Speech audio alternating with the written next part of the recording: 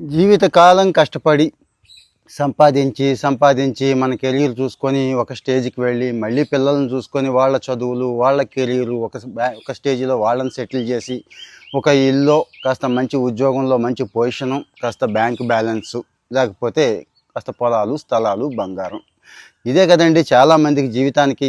కానీ ఈ స్టేజ్కి వచ్చేపాటికి పరిస్థితి ఏంటి? ఒక ముద్ద తినలేరు, ఆ ముద్ద తిన్నా అంటే ఇష్టంగా ఏదైనా తిన్నా అరగని పరిస్థితి. మరి ఈ బ్యాంకు బ్యాలెన్సులు ఎందుకు మనల్ని హ్యాపీగా ఉంచలేకపోతున్నాయి? నిన్న ఒక ఆయన కొత్త కాన్సెప్ట్ పరిచయం చేశాడండి. మీకు తెలుసుంటే కామెంట్ చేయండి, తెలియకపోయినా కానీ ఈ కాన్సెప్ట్ ఎలా ఉందో చెప్పండి. బ్యాంకు బ్యాలెన్స్ అంటే డబ్బు దాచుకోవడం, విత్డ్రా చేయడం, లేకపోతే ఈ డిపాజిట్ల దగ్గర నుంచి చాలా ఉన్నాయి కదా, అదా? లేదు, ఆరోగ్యం అనేది ఒక బ్యాంకా? మానసిక ఆరోగ్యం ఉంది, ఇక్కడ సామాజిక ఆరోగ్యం ఉంది, అంటే ఎమోషనల్ బ్యాలెన్సెస్ ఉన్నాయి కదండి, అవి పెంచుకోవాలా అంటాడండి. ఎస్, నాకు కూడా నిజమే అనిపించింది.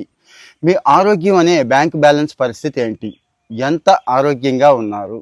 అంటే విత్డ్రా చేయాల్సినవన్నీ విత్డ్రా చేసేసారా? బ్యాడ్ హ్యాబిట్స్ దగ్గర నుంచి, బద్ధకం దగ్గర నుంచి, చాలా జంక్ ఫుడ్స్ దగ్గర నుంచి ఆరోగ్యాన్ని పాడు చేస్తున్నటువంటి దరిద్రాలన్నీ విత్డ్రా చేసేయండి.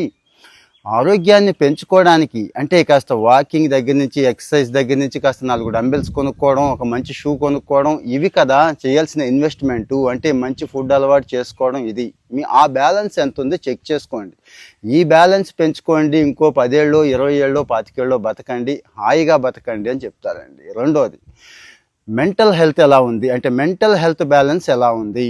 ఇంకా మనకి 1, 2 కాదు, అనేక రకాలైన బాధలు ఇంట్లో నుంచి బయట దాకా కూడా. మరి ఎలా ఉంది పరిస్థితి? తట్టుకోగలుగుతున్నారా? ఎప్పటికప్పుడు వదిలించేసుకుంటున్నారా? మోస్తున్నారా? ఆ రకమైన బ్యాలెన్సెస్ అంటే ఏం పెంచుకోవాలి? మానసిక ఆరోగ్యాన్ని పెంచుకోవాలి, మానసిక ప్రశాంతతను పెంచుకోవాలి, ఏది చూసినా నవ్వగలిగేలాగా ఉండాలి కదా. మరి చికాకులు, చేదర్లు, గందరగోళాలు వదిలించుకుంటున్నారా? తర్వాత వచ్చి సామాజిక ఆరోగ్యం అండి. అంటే నలుగురు ఎంతమంది ఉన్నారు మీతో? అది కదా నిజమైన బ్యాలెన్స్. ఎంతమంది మీకోసం ఆలోచించేవాళ్ళు, మీకోసం అంటే స్వార్థం కాదు, మళ్ళీ మీకోసం ఏదైనా సాయం చేసేవాళ్ళు, పిలిస్తే పలికేవాళ్ళు, హాయిగా మాట్లాడేవాళ్ళు, అందంగా మాట్లాడేవాళ్ళు ఎంతమంది ఉన్నారు? ఎంతమందిని పెంచుకుంటున్నారు? బయటికి వెళ్ళినప్పుడల్లా కాస్త పరిచయం లేని వాడిని చూసి కాస్త నవ్వుమొహంతో పలకరించవచ్చు, పరిచయం ఉన్నవాడిని తిన్నావా, ఏం చేస్తున్నావు అని అడగొచ్చు కదా. ఆ అలవాటు ఉందా? నలుగురిని సంపాదించుకుంటున్నామా? సో మరి డబ్బే సంపాదించుకుందామా, ఆస్తులే పోగేద్దామా, ఇంకా ఏమైనా చేద్దామా?